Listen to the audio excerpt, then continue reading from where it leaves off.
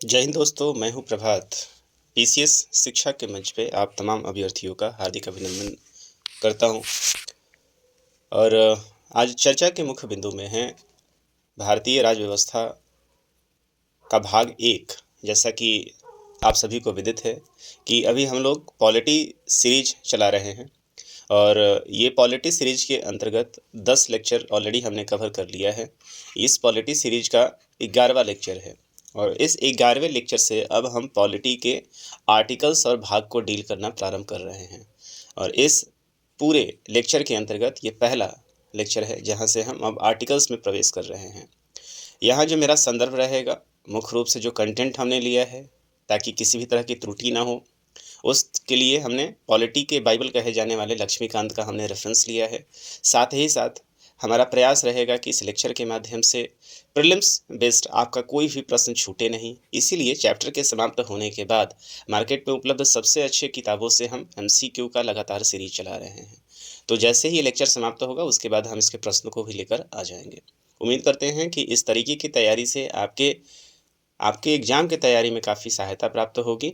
और यदि आपको लग रहा है कि ये सीरीज आपके लिए लाभदायक है तो आप भी इसे ग्रुप में शेयर करें और लोगों तक पहुंचाएं जो तैयारी करने वाले हैं। चलिए तो प्रारंभ करते हैं अपने इस लेक्चर को। इससे पहले हमने प्रस्तावना के बारे में कवर किया था और प्रस्तावना के बाद अब समय हो चला है संविधान के अंदर अब घुसने का। इसके अंतर्गत इस सीरीज में हम लोग चर्चा करने जा रहे हैं संघ एवं उसके क्षेत्र, यूनियन एंड इट्स टेरिटरी। और इसको देखेंगे आप संविधान के भाग एक के अंदर। संविधान के भाग एक में जो आर्टिकल्स डील किए हुए हैं ये आर्टिकल्स 1 से लेकर 4 तक हैं, जहां मुख्य रूप से भारत क्या है, भारत में कितने राज्य हैं और कैसे हम किसी भी राज्य के क्षेत्रों को ऐड कर सकते हैं, क्या वो प्रक्रिया होगी, उसके बारे में यहाँ पूरा का पूरा जिक्र किया हुआ है। तो आइए चलते हैं, प्रारंभ करते हैं, शुरू करते हैं।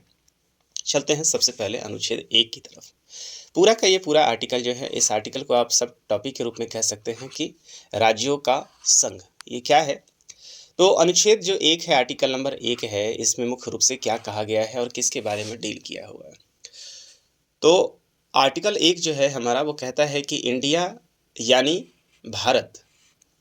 तो अब यहाँ पे इंडिया दैट इज भारत, इसको लेके अभी हाल फिलहाल में आपने देखा होगा कि पॉलिटी के क्षेत्र में या राजनीति के क्षेत्र में जब एनडीए के अगेंस्ट पे गठबंधन बनी और वहाँ पे इंडिया गठबंधन जब कह दिया गया, तो उसके बाद एनडीए गठबंधन ने हर जगह भारत को, इंडिया को भारत लिखना शुरू कर दिया। ये बड़ा विवाद हुआ था और उसको लेकर प्रश्न भी कई जगह पूछे गए।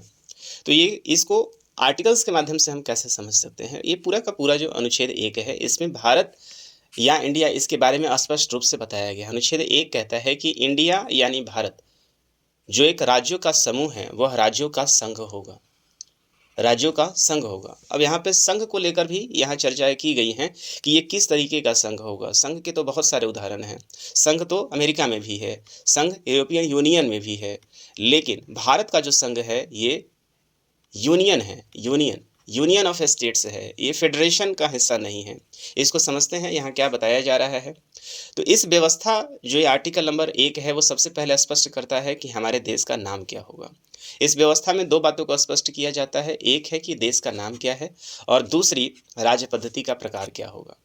संविधान सभा में देश के नाम को लेकर, जब संविधान सभा, आपको याद आ रहा होगा कि जब 9 दिसंबर 1946 को हम लोगों ने चर्चा किया था, जब संविधान सभा बैठती है तो सबसे पहला प्रश्न ये होता है, क्योंकि इससे पहले लोकतंत्र भारत में तो था नहीं और जो शब्द हम इस्तेमाल कर रहे हैं भारत, ये भी शब्द एक पूरी तरीके से लंबे समय तक आपने देखा कि यहाँ पे मुगल काल का राज रहा, यहाँ पे दिल्ली सल्तनत का राज रहा और जो अशोककालीन भारत था उसके बाद फिर एक यूनिटी नज़र नहीं आई।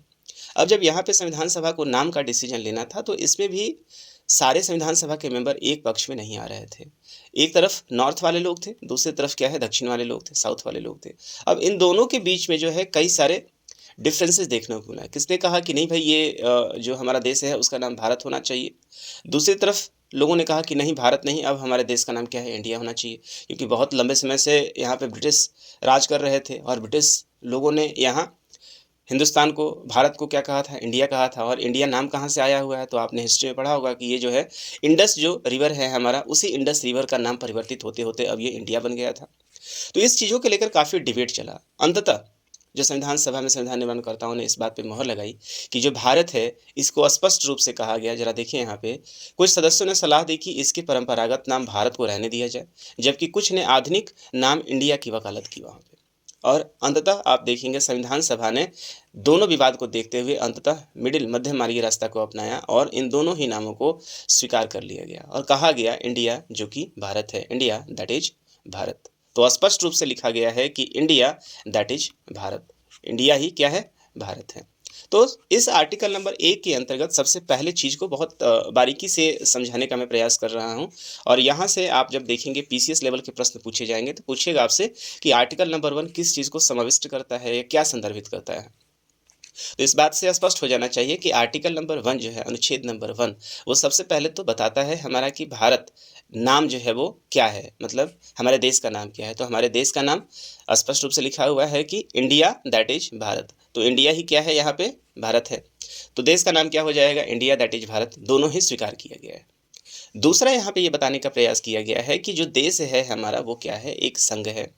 संघ कैसे है, क्योंकि भारत के इतिहास में आपने देखा कि यूनिटी के नहीं होने के कारण ही भारत पिछले 2000 वर्षों तक क्या रहा, गुलाम रहने का काम किया है। 200 वर्ष आप कहेंगे कि औपनिवेशिक सत्ता को ले ले। और यूनिटी नहीं रहने के कारण ही तो आप मुगल काल को भी ले सकते हैं, आप दिल्ली सल्तनत को भी ले सकते हैं। तो भारत जो है एक पूरा भूखंड जरूर था, एक आप देखेंगे कि एक ज़मीन का एक बहुत बड़ा हिस्सा ज़रूर था, भारत एक प्रायद्वीप ज़रूर था, लेकिन भारत को एक साथ समेटने की विधा जो थी वो समाप्त हो चुकी थी। सभी लोग छोटे-छोटे अपने सेल में रह गए, राजा थे, बहुत शूरवीर थे, बहुत बड़े राजा थे, लेकिन कभी भी एक भारत के लिए कभी बात नहीं हुई थी। 1857 की क्रांति में जो हार हुई, उस क्रांति में सबसे बड़ी वजह जो है वो यूनिटी रही। यूनिटी, क्योंकि लोगों को राष्ट्रवाद की भावना यहाँ पे थी ही नहीं। तो ये सबसे बड़ी चीज़ है कि इससे ये सीख लेने की ज़रूरत थी कि भारत जब आने वाले समय में जब लोकतंत्र है हमारा, उस लोकतंत्र के अंदर जो भारत हमारा बने वो कैसा भारत बने। अब इसके सामने संविधान निर्माताओं के पास कई सारे ऑप्शंस थे। ऑप्शंस में एक अमेरिकी मॉडल भी था, एक यूरोपीय मॉडल भी था। तो वहाँ पे भी राज्य हैं, जैसे अमेरिका में आप देखें, अमेरिका के अंतर्गत क्या है, 50 राष्ट्र, 50 जो है राज्य हैं। और ये राज्य क्या है, यहाँ पे फेडरेशन है, उनका अपना आप कहेंगे कि नागरिकता लेना चाहिए, लेना पड़ता है। यूरोपियन यूनियन में भी आप देखें, यहाँ भी फेडरेशन है, लेकिन वहाँ पर राज्यों का अधिकार है कि वो क्या है, सेपरेट हो जाए। लेकिन भारत चूंकि अभी गुलामी के जंजीरों से जस्ट निकल कर आया ही था, वैसे चीज़ में भारत यदि एक बार फिर से ये कह देता कि नहीं, हमारे अंदर जितने भी राज्य हैं, चूंकि भारत विविधताओं का देश है, लंबे समय तक अलग अलग लोगों ने इसके ऊपर राज किया है। और भारत जिसमें एकीकरण कर रहा था, आप समझ लीजिए कि 550 से ज़्यादा राज्यों को, छोटे छोटे राज्यों का एकीकरण किया गया था। और ऐसे क्षेत्र में यदि ये स्वतंत्रता दे दी जाती कि आप भारत से अलग हो सकते हैं, तो फिर वो भारत रह ही नहीं जाता। इसीलिए संविधान निर्माताओं ने स्पष्ट किया कि बीआर अम्बेडकर ने कहा कि भारत जो है राज्यों का संघ होगा, India will be a union of state. उक्ति को संघीय राज्य के स्थान पर महत्व देने के दो कारण थे। एक, भारतीय संघ राज्यों के बीच में कोई समझौते का परिणाम नहीं है।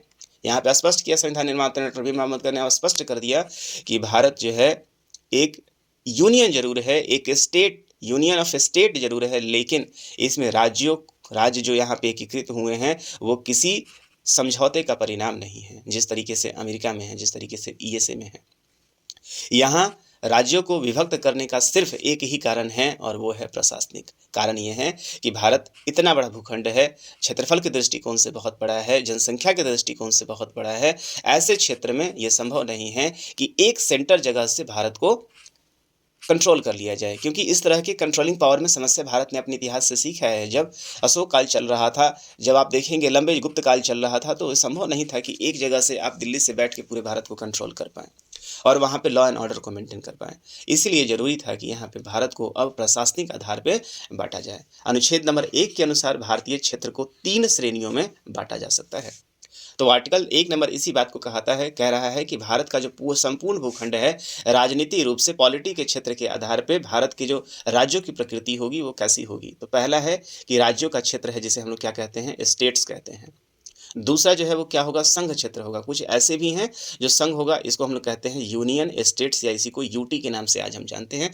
आज हमारे देश में तत्कालीन समय में, जिस समय मैं ये लेक्चर रिकॉर्ड कर रहा हूँ, इस समय भारत में अभी 28 राज्य और 8 केंद्र शासित प्रदेश हैं। तो अनुच्छेद 1 के अनुसार ये जो 28 राज्य आप देख रहे हैं, तो ये ये 8 राज्य हैं और संघ क्षेत्र यहाँ पे कितने हो जाएँगे? 8 हो जाएँगे। संघ क्षेत्र कहने का मतलब ये है कि यहाँ सीधा रूप से अभी केंद्र के अंतर्गत ये होगा, केंद्र का शासन यहाँ पे चलेगा। ऐसे क्षेत्र जिन्हें किसी भी समय भारत सरकार द्वारा अधिगृहीत किया जा सकता है, तो अनुच्छेद राज्यों को 3 श्रेणी में बाँटता है। एक श्रेणी जहाँ पे राज्य खुद कहा जाएगा, वहाँ पे उसका अपना विधानसभा होगा, उसका अपना विधानमंडल होगा, उसके अपने सीएम होंगे और वहाँ पे जो केंद्र का हस्तक्षेप होगा वह न्यूनतम होगा। केंद्र के अंदर ज़रूर रहेंगे लेकिन प्रशासन की दृष्टि से केंद्र का हस्तक्षेप न्यूनतम होगा। दूसरी तरफ आप देखेंगे संघ क्षेत्र होगा, हालाँकि केंद्र के प्रतिनिधि के रूप में वहाँ पे राज्यपाल ज़रूर उपलब्ध रहेंगे। दूसरी तरफ जो एक राज्य की प्रकृति होगी वो संघ क्षेत्र है, छोटा ये क्षेत्र होगा। वहाँ पे आप देखेंगे कि इस यूनियन जिसको यूटी कहा जाएगा उसको सेंट्रल डायरेक्ट रूप से कंट्रोल करेगा। हाँ, वहाँ पे उसके सीएम अपने ज़रूर हो सकते हैं, लेकिन उसके ऊपर लेफ्टिनेंट गवर्नर जो हैं वो केंद्र के प्रतिनिधि के रूप में रहेंगे और उसका ज़्यादा यहाँ पे अपर हैंड होगा। और तीसरा ऐसा क्षेत्र होगा जो भारत किसी युद्ध के द्वारा या किसी समझौते के द्वारा ऐसे किसी भी अन्य देशों के क्षेत्र को अधिग्रहित करता है, तो उसका नाम क्या होगा, उसका विलय कैसे होगा, उसके बारे में इसमें बताया गया है। तो अनुच्छेद 1 स्पष्ट रूप से बताता है कि भारत का नाम क्या होगा, तो भारत और इंडिया ये दोनों ही भारत के नाम हैं। दूसरा जो यहाँ के राज्य हैं इसकी प्रकृति 3 तरह की होती है। पहला कि ये राज्य के क्षेत्र हैं, मतलब ये राज्य होंगे, यूटी होंगे और ऐसे भी होंगे जिसको यहाँ पे विलय करा दिया जाए। तीसरा चीज़ यहाँ पे ये बताया गया है कि राज्यों को यहाँ से अलग होने का कोई अधिकार नहीं है। भारत एक यूनियन है और यूनियन इसलिए है क्योंकि ये प्रशासनिक दृष्टिकोण से इसको बाँटा गया है, न कि किसी समझौते का कारण है। उम्मीद करता हूँ आर्टिकल नंबर 1 आपको निश्चित रूप से समझ में आ गया होगा। अब अनुच्छेद नंबर 2 पे चलते हैं। तो मैंने आपको बताया कि जो संविधान का भाग 1 है, उस भाग 1 के अंतर्गत मुख्य रूप से 4 आर्टिकल को रखा गया है। आर्टिकल नंबर 1, 2, 3 और 4। इन सभी आर्टिकल्स में पहला जो आर्टिकल हमने पढ़ा, यहाँ पे भारत जो है उसके नाम के बारे में चर्चा किया गया है, उसके राज्य की प्रकृति के बारे में चर्चा किया गया है। आइए अब दूसरे आर्टिकल के बारे में हम लोग चर्चा करते हैं। तो अनुच्छेद 2 में संसद को यह शक्ति दी गई है। अब यहाँ पे जो राज्य होंगे उस राज्य के नाम के बारे में, उसमें बदलाव के बारे में बताया गया है। तो ये कहा जा रहा है कि अनुच्छेद 2 में संसद को यह शक्ति दी गई है कि संसद विधि द्वारा ऐसे निबंधनों और शर्तों पर जो वो ठीक समझे संघ में नए राज्यों का प्रवेश या उसकी स्थापना कर सकेगा। अब यहाँ पे स्पष्ट रूप से कहा जा रहा है भारत जो कि एक संघ है, इसमें यदि कोई राज्य इसमें आना चाह रहा है, आना कहने का मतलब यहाँ एडिशन की बात हो रही है। आना तो किस तरीके से आएगा, यहाँ पे 2 ही तरीके से आ सकता है। या तो भारत का किसी अन्य राज्यों के साथ ऐसा समझौता हो जाए कि वो भारत में क्या है, विलय होना चाहता है। दूसरा ये कारण हो सकता है कि भारत कोई युद्ध करे और अपने पड़ोस के क्षेत्रों को अपने अंदर अधिग्रहित कर ले, तो वैसे क्षेत्र में भी भारत क्या करेगा, राज्य का अधिग्रहण कर लेगा।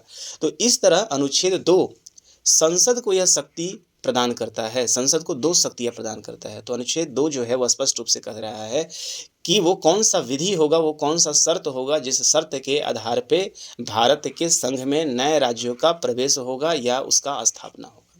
यह अधिकार जो दिया जा रहा है वो संसद को दिया जा रहा है और संसद को इसके अंतर्गत 2 शक्तियाँ दी जा रही है नए राज्यों को भारत के संघ में शामिल करने का। तो कोई भी नया जो राज्य होगा वो राज्य भारत में किस तरीके से शामिल हो सकता है, एंट्री करने की यहाँ बात कही जा रही है और उसका जो अधिकार होगा वो संसद के पास होगा। दूसरा यहाँ कहा जा रहा है कि नए राज्यों का गठन करने की शक्ति। तो यहाँ पे 2 बातें की गई। एक तो यदि हम कोई युद्ध या किसी समझौते के अंतर्गत सीधा ही अपने अंदर इस राज्य का विलय कर लेते हैं। दूसरा, हमारे राज्य के अंदर ही राज्यों के क्षेत्रों में परिवर्तन करके एक नए राज्य का गठन कर लेना हो, जैसे उत्तर प्रदेश से उत्तराखंड का ले लेना हो, झारखंड से आप बिहार से देखिए आप झारखंड का अलग हो जाना हो, आंध्र प्रदेश से तेलंगाना का अलग हो जाना हो। तो ऐसे क्षेत्र में ये कहाँ डील करेगा, तो इसको आर्टिकल नंबर 2 के अंतर्गत डील किया जाएगा। बिहार से झारखंड एक नया राज्य बना, उत्तर प्रदेश से उत्तराखंड एक नया राज्य बना। तो इस तरह की चीज़ों की शक्ति संसद को कहाँ से मिलता है, अनुच्छेद नंबर 2 से मिलता है। पहली शक्ति उन राज्यों में प्रवेश को लेकर है जो पहले से अस्तित्व में है। तो पहला जो शक्ति यहाँ पे दिया जा रहा है वैसे राज्यों को लेकर जो पहले से इसमें अस्तित्व में है, जबकि जो दूसरी शक्ति है वो नए राज्यों जो अस्तित्व में नहीं है उसके गठन को लेकर है। तो यहाँ पे जो दोनों शक्ति हैं उसको स्पष्ट कर लिया जा रहा है। पहला जो मैंने बोला कि यहाँ पे जो पहले से राज्य है उसमें अल्ट्रेशन करके या उससे लेकर एक नया राज्य को बनाना हो गया, या संभव है कि आने वाले समय में किसी यूटी को ही एक राज्य का दर्जा दिया जाए। तो यहाँ पे आप पहले शक्ति की बात कर रहे हैं। दूसरा शक्ति यहाँ पे कहा जा रहा है कि नए राज्य जो अस्तित्व में नहीं है उनका गठन करना है। तो अनुच्छेद 2 उन राज्य जो भारतीय संघ के हिस्से नहीं हैं अनुच्छेद 2 जो है क्या कह रहा है कि वैसे राज्य जो भारत संघ का हिस्सा नहीं है के प्रवेश एवं गठन से संबंधित है। तो आर्टिकल 2 स्पष्ट रूप से आप लोगों ने समझ लिया कि यहाँ पे आर्टिकल 2 जो है किस बात की चर्चा कर रहा है। यहाँ से 2 बातें निकल कर आती हैं कि आर्टिकल 2 मतलब अनुच्छेद नंबर 2 संसद को यह शक्ति देती है कि भारत संघ के अंतर्गत नए राज्यों का प्रवेश करा सके। इस प्रवेश के 2 तरीके हो सकते हैं। पहला तो भारत कहीं से किसी दूसरे या पड़ोसी देशों से कोई जीत के माध्यम से या समझौते के माध्यम से किसी राज्य का अधिग्रहण कर ले। जैसे भारत कल हो के नेपाल से कुछ समझौता हो जाता है, नेपाल का कोई एक एरिया ले लेता है। बांग्लादेश का कोई समझौता हो जाता है, बांग्लादेश का कोई क्षेत्र का विलय हो जाता है। म्यांमार से कुछ विलय हो जाता है। तो वैसे क्षेत्र में अनुच्छेद 2 इसके लिए शक्ति प्रदान करता है। तीसरा चीज़ यहाँ पे बताया जा रहा है कि एक तो ये भारत में कभी हिस्सा में था नहीं, उसका गठन हो रहा है। और अब जो भारत के अंतर्गत जो क्षेत्र आता है उसी में कुछ नाम क्षेत्र परिवर्तन करके यहाँ पे क्या है, नया राज्य का गठन किया जाएगा। तो इन दोनों ही चीज़ों के बारे में जो अभिव्यक्ति है, जो शक्ति है, वो कौन स्पष्ट करता है? अनुच्छेद 2 इसके बारे में बताता है। उम्मीद करते हैं कि आपको ये पूरा जो अनुच्छेद 2 है वो समझ में आया होगा। आगे चलते हैं, अनुच्छेद 3 जो है क्या कहता है, तो एक बार रिकॉल करें भारत यहाँ पे क्या कर रहा है। तो अनुच्छेद 1 में भारत के नाम की चर्चा की गई है, भारत एक संघ होगा उसकी चर्चा की गई है। अनुच्छेद 2 के अंतर्गत चर्चा क्या किया गया कि नए राज्यों का प्रवेश भारत के क्षेत्र में संघ में कैसे होगा। दूसरा जो है इसकी शक्ति किसको दी गई है, तो संसद को दी गई है। यहाँ पे ना राष्ट्रपति का नाम लिया गया है, सीधा सीधा संसद की बात कही गई है। हाँ, राष्ट्रपति का अंतिम अनुमोदन जरूर होगा, लेकिन जो मेजर जो यहाँ पे शक्ति है वो किसके पास है, संसद के पास है। दूसरा, अनुच्छेद 3 भारतीय संघ में नए राज्यों के निर्माण या वर्तमान राज्य में परिवर्तन से संबंधित है। अब यहाँ पे आप देखें कि अनुच्छेद 2 जो है वहाँ पे बाहर से या जो क्षेत्र हमारे राज्य दोनों, देखिए 2 और 3 में अंतर को स्पष्ट करना होगा। 2 जो है स्पष्ट रूप से कहता है कि जो भारतीय संघ में पहले नहीं थे उसको ऐड करने की शक्ति अनुच्छेद 2 के अंतर्गत है। जबकि अनुच्छेद 3 जो है इसमें भी एडिशन के बारे में बताया गया है, भारतीय संघ में नए राज्यों के निर्माण या वर्तमान राज्यों में परिवर्तन से जो संबंधित है। दूसरे शब्दों में अनुच्छेद 3 में भारतीय संघ के राज्यों के पुनर्सीमन की व्यवस्था करता है।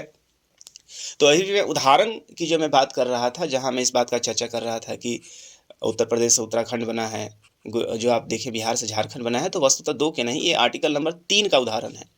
आर्टिकल नंबर 3 का उदाहरण ये कैसे हो जाएगा, क्योंकि यहाँ पे ये स्पष्ट रूप से बताया जा रहा है कि अनुच्छेद 3 वर्तमान राज्य में परिवर्तन से संबंधित है। दूसरे शब्दों में अनुच्छेद 3 में भारतीय संघ के राज्यों के पुनर्सीमन की व्यवस्था करता है, तो जो नया राज्य है उसके सीमा में परिवर्तन की बात कहता है। तो 2 और 3 में जो सबसे बड़ा जो अंतर है, 2 उन राज्यों के बारे में करता है जो भारतीय संघ का हिस्सा नहीं थे, उनको जोड़ने की बात करता है। और 3 जो है वो बताता है कि जो भारतीय संघ का हिस्सा है उनके सीमा में अंतर कैसे करना है, उनमें सीमा में यदि कोई परिवर्तन करना है तो उसमें क्या करना होगा।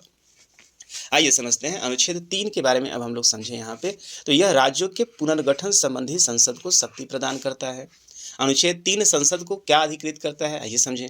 किसी राज्य में उसका राज्य क्षेत्र अलग करके अथवा 2 या 2 से अधिक राज्यों को या राज्यों के भागों को मिलाकर या किसी राज्य क्षेत्र को किसी राज्य के भाग के साथ मिलाकर एक नए राज्य का निर्माण कर सकेगी। किसी लगता है भारत को कि अच्छा ठीक है, कोई छोटा छोटा राज्य है उसको जोड़कर एक राज्य बनाया जा सकता है।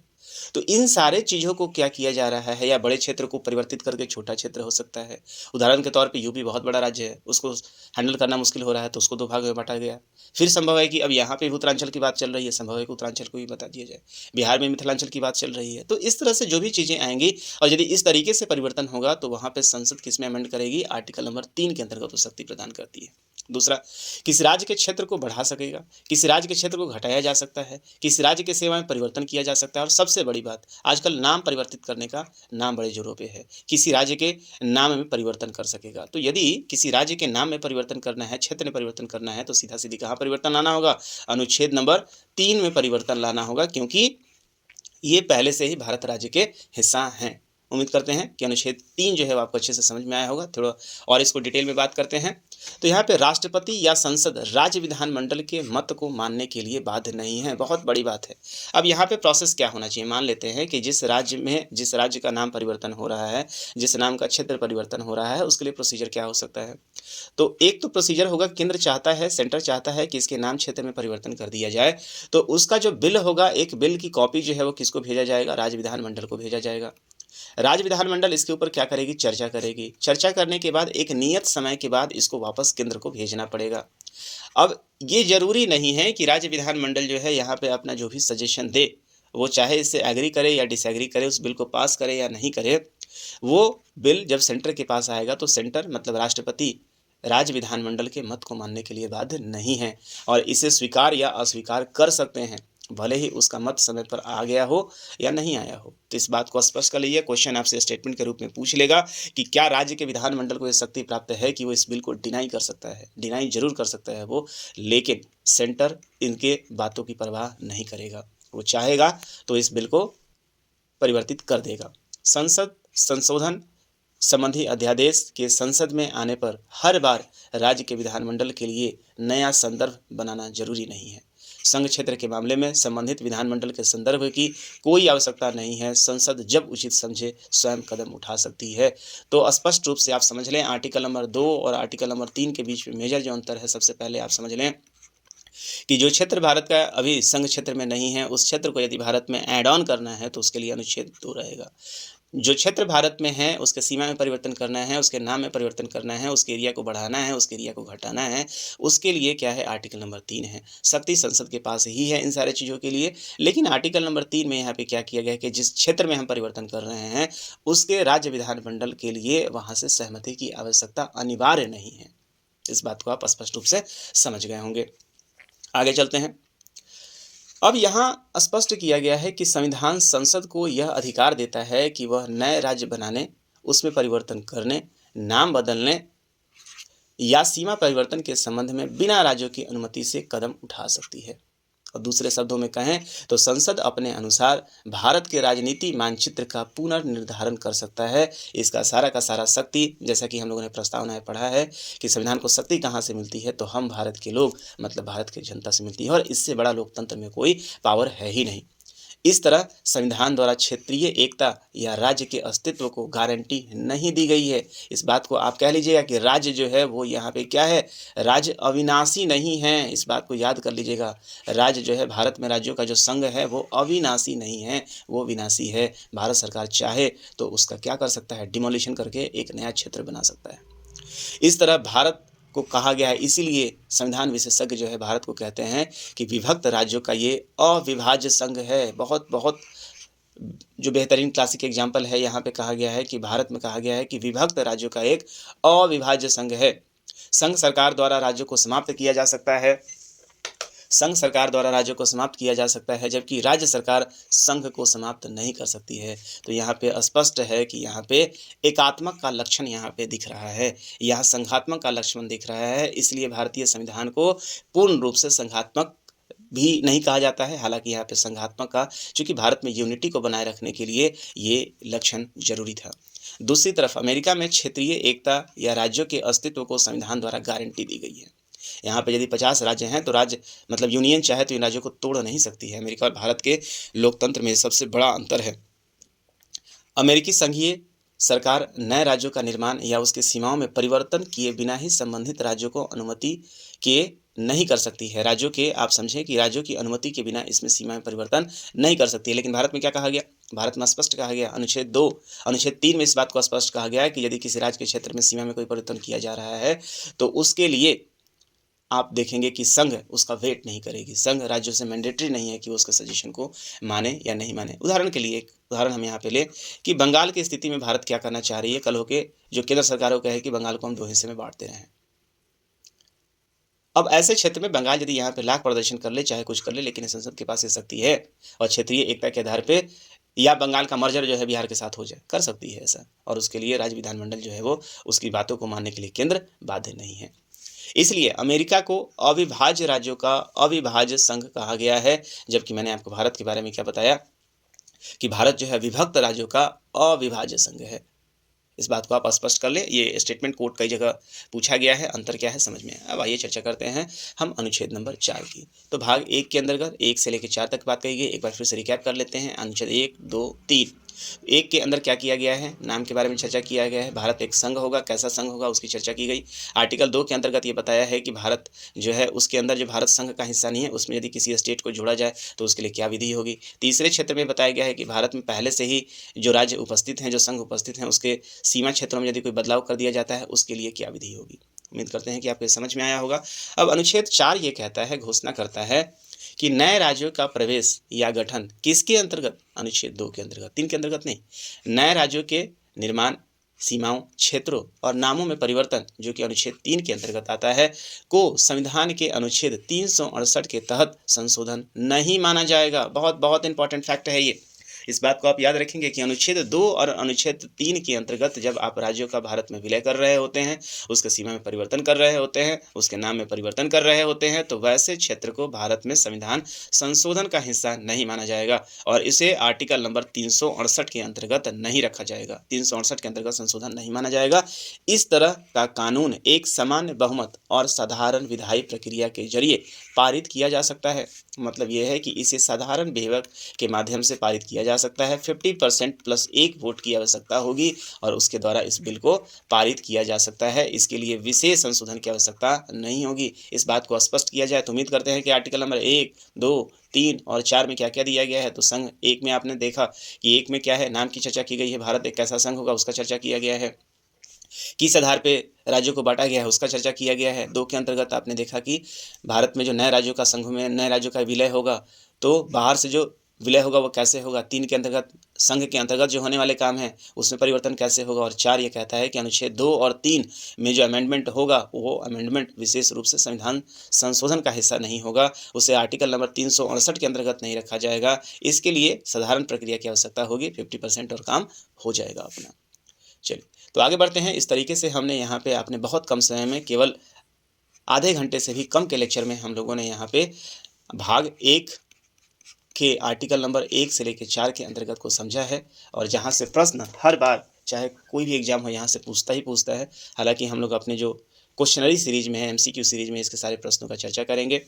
इसी के अंतर्गत जो इसका दूसरा पार्ट है वो पार्ट है केंद्र शासित प्रदेशों एवं राज्यों का उद्भव। तो हम स्वतंत्रता के पूर्व संध्या से लेकर और आज तक, मतलब 28 राज्य और 8 केंद्र शासित प्रदेश कैसे बने हैं। मतलब स्वतंत्रता के समय जब पूरे राज्यों को A, B, C और D के अंतर्गत रखा गया था, जहाँ पे लगभग 29 राज्य थे, और वहाँ से लेकर आज तक भाषाओं के आधार पे किस तरीके से राज्यों का गठन हुआ और अन्य भी तरीके जो आज 2025 तक हमारे पास 28 राज्य और 8 केंद्र शासित प्रदेश कैसे बने हैं, इसकी पूरी कहानी को समझेंगे। एक भारतीय होने के नाते, भारत का नागरिक होने के नाते और एक अवेयर विद्यार्थी होने के नाते आपको ये सीरीज जरूर देखना चाहिए। और आपको ये अच्छा लग रहा है, यदि आपको लगता है कि हम यहाँ से टॉपिक को समझाने में आपको सफल हो पा रहे हैं और आपको ये समझ में आ रहा है, तो आप निश्चित रूप से, चूँकि चैनल नया है तो आप इसे ग्रो कराने में मदद करें और इसको आगे लेकर चलें, लोगों तक पहुँचाएँ, सब्सक्राइब कराएँ, ताकि हमारा भी मनोबल ऊँचा रहे। और इस तरह के वीडियो, चूँकि काफ़ी मेहनत होता है, काफ़ी ज़्यादा हर एक फैक्ट के ऊपर काम करना होता है, फिर आप तक पहुँचना होता है और प्रयास मेरा रहता है कि कोई त्रुटि नहीं हो, ताकि आपके लिए एक सही मटेरियल आप तक पहुँच सके। चलिए तो इसी बातों के साथ इस लेक्चर को हम यहीं पे समाप्त करते हैं। सो स्टे ट्यून, मिलते रहेंगे हम अपने अगले वीडियो के साथ। जब आएंगे राज्य के उद्भव के बारे में देखेंगे। अपने तैयारी को लगातार करते रहिए, टॉपिक पढ़िए, उसके अंतर्गत उसका क्वेश्चन के माध्यम से अपने प्रैक्टिस करें और लगातार रिवीजन करें, क्योंकि सफलता का जो सबसे बड़ा मंत्र है वो आपका रिवीजन है। और उम्मीद करते हैं कि वीडियो आपके रिवीजन के लिए, चाहे आप बिगिनर हों तो आपको समझने के लिए, और यदि आप पढ़े हुए हैं तो उसके रिवीजन के लिए काफ़ी मददगार साबित हो रहा होगा। तो इसी बात के साथ हम अपने वीडियो को यहाँ देते हैं विराम। मिलेंगे।